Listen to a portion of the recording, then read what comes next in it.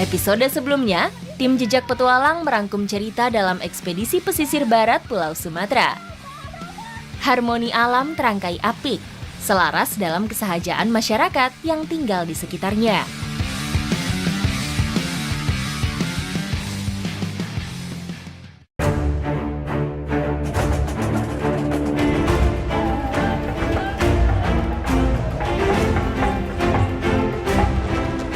Kali ini, perjalanan ekspedisi berlanjut menyusuri tepian pesisir Laut Selatan di Pelabuhan Ratu, Jawa Barat.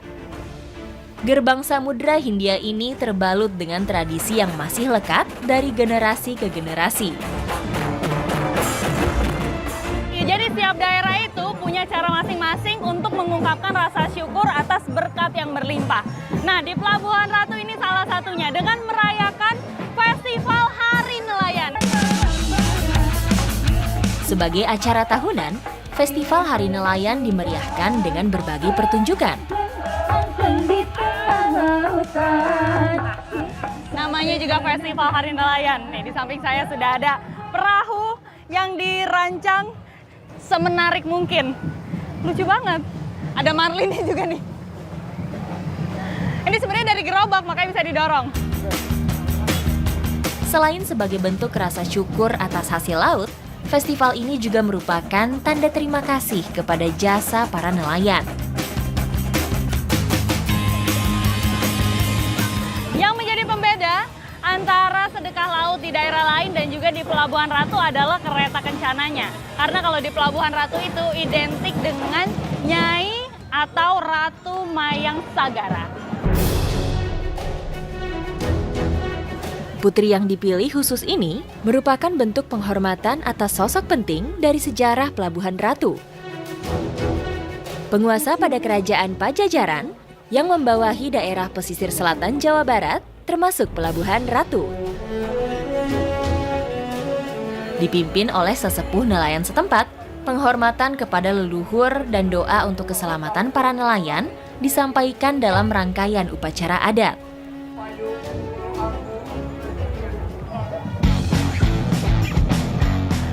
Jadi, puncak acara dari Festival Hari Nelayan adalah Labu Saji. Nah, ini sekarang saya sudah bawa dondangan yang isinya itu adalah hasil bumi yang nantinya akan diperebutkan.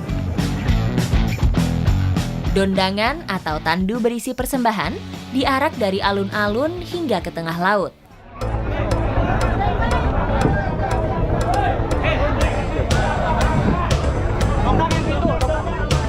Sekarang semuanya sudah bersiap-siap karena antusias sekali untuk pergi ke tengah laut. Akan ada ratusan perahu yang ikut ke tengah laut.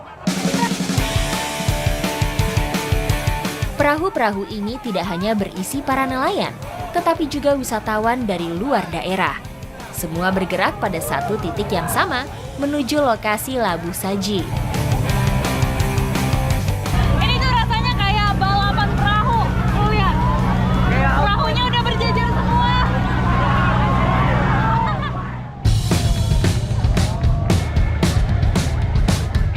Setelah sampai di titik Labu Saji, perahu-perahu nelayan langsung berdesakan mendekat menuju perahu utama. Udah ada yang nyebur. Udah ada yang nyebur. Dia siap untuk mengambil hasil langsung.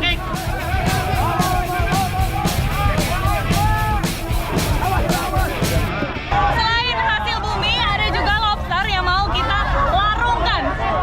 Ada lobster, ada benih lobster, dan juga ada tukik untuk menjaga ekosistemnya supaya tetap terjaga. Tidak hanya meneruskan tradisi maritim, penyebaran lobster dan benur merupakan bentuk kepedulian terhadap alam, khususnya perairan Laut Selatan.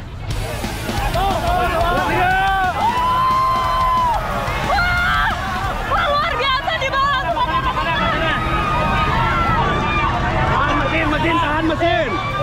Tahan mesin. Saji pertama telah dilabuh. Menyusul dondangan kedua, berisi tumpeng dan hasil bumi kemudian ditebar. Ini dipercaya masyarakat kalau ngambil hasil bumi itu akan mendapat keberkahan yang melimpah.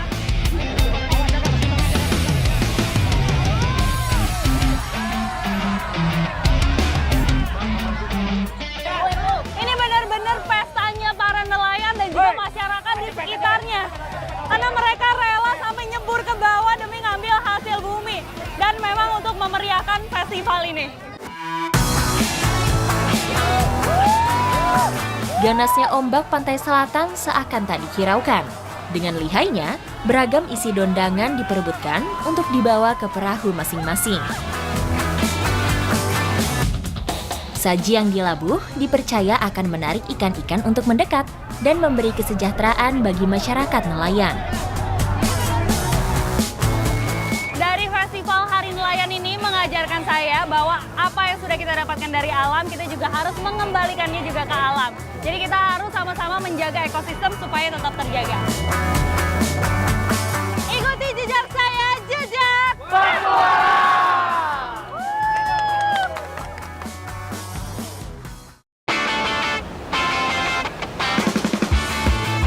Petualangan saya berlanjut untuk menyingkap mutiara tersembunyi di pesisir Sawarna, Banten. Gurita menjadi hewan laut yang banyak ditemui di pesisir Sawarna. Dan sekarang saya mau mencari ke tengah laut menggunakan ban karet ini. Hanya mengandalkan kekuatan lengan dengan dayung sederhana, kami menuju karang-karang di tengah laut. Gak cuma kita yang nyari gurita, di sebelah sana juga tadi ada yang mancing, ada juga yang nyari lobster. Jadi memang di sini banyak ya, Kang? Ya, Banyak. Lokasi kami mencari gurita berada di dekat karang-karang.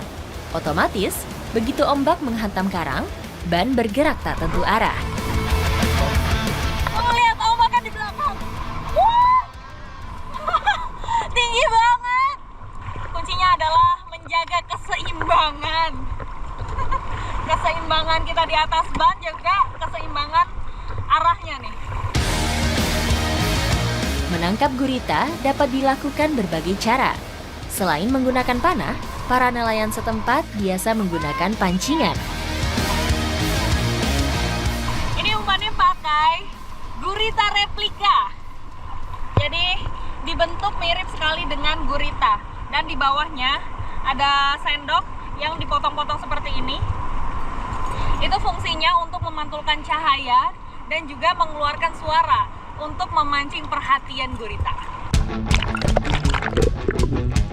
Gurita termasuk ke dalam hewan teritorial. Dengan menggunakan umpan yang mencolok seperti ini, dianggap sebagai ancaman bagi mereka.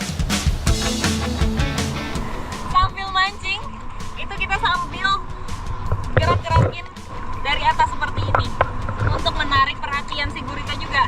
Jadi di bawah tuh umpannya bergerak. Beruntung, salah satu nelayan langsung mendapat seekor gurita.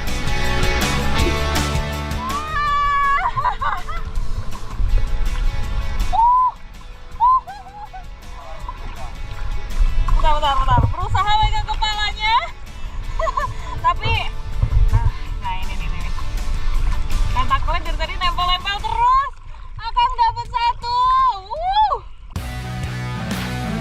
Perubahan warna pada gurita menunjukkan respons hewan ini terhadap ancaman. Untuk memegangnya, harus sangat hati-hati, karena gurita memiliki bentuk mulut menyerupai paruh yang tajam. Pas diangkat, itu warnanya langsung berubah. Warna coklat terus ada putihnya. Itu karena di dalam tubuhnya itu ada pigmen yang memang bisa berubah-ubah warna. Itu salah satu cara dia untuk menghindari musuh, untuk mengelabuhi musuh. Ini dia masih aktif banget, tentakelnya tuh masih nempel-nempel. Nih.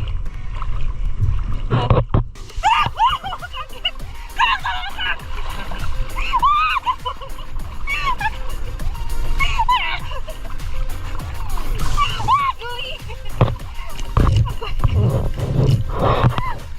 Nah itu tuh.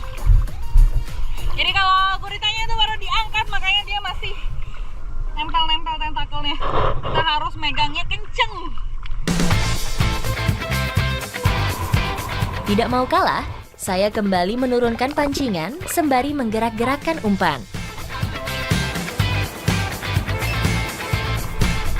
Tiba-tiba senar terasa lebih berat.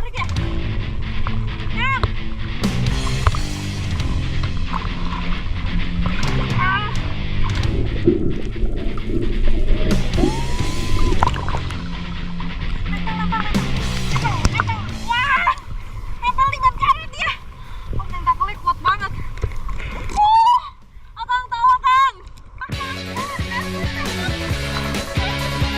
Tentakel gurita dapat merekat kuat. Sangat efektif membantunya bergerak di antara bebatuan, bahkan saat menangkap mangsa. Dapat lagi guritanya. Memang di sini tuh benar-benar habitatnya. Walaupun dalam, kedalamannya itu bisa mencapai 10 sampai 15 meter ke bawah. Lebih dalam, tapi dapat. Belum puas dengan hasil tangkapan hari ini, saya kembali menyusuri lautan. Namun saya yang belum mahir menguasai gerak ban, justru terjatuh.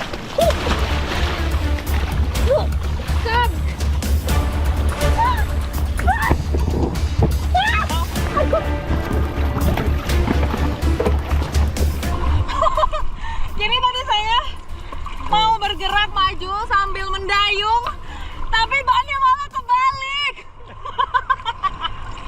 Aduh, Akang gimana nih? Kita balikin lagi ya? Udah balikin lagi. Oke.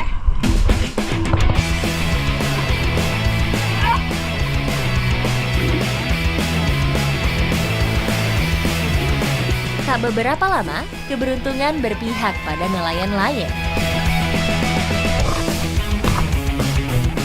Guritanya udah dapat lagi. Lumayan berarti. Tadi saya udah dapat, Akang juga udah dapat. Udah ada beberapa. Dan ini dia mengeluarkan tinta. Salah satu cara dia untuk mempertahankan diri. Gurita mengeluarkan tinta sebagai pengecoh dan menggunakannya untuk kabur dari predator. Wih, punya Akang besar banget guritanya. Coba lihat, Kang. Wah. Ini kayaknya 5 kilo lebih ada ya? Iya, iya. Jadi mencari gurita di pesisir Sawarna itu tidak mengenal musim, selalu ada. Nih, terbukti kan? Kita langsung dapat. Puas rasanya. Begitu kami dapat membawa pulang hasil tangkapan yang melimpah. Jadi di pesisir Sawarna ini terdapat beberapa pengepul. Ini dari nelayan dikumpulkan, ditimbang ke pengepul, lalu nanti dikirim lagi ke luar kota. Sama seperti hasil laut lainnya, gurita dihargai berdasarkan bobotnya. Di sini hitungan per kilonya itu 50.000. Jadi kita kumpulkan dulu sampai 1 kuintal baru dikirim ke Binuangan atau pasar besarnya. Pengiriman gurita ini biasanya dilakukan 2 atau 3 hari sekali setelah jumlahnya mencukupi.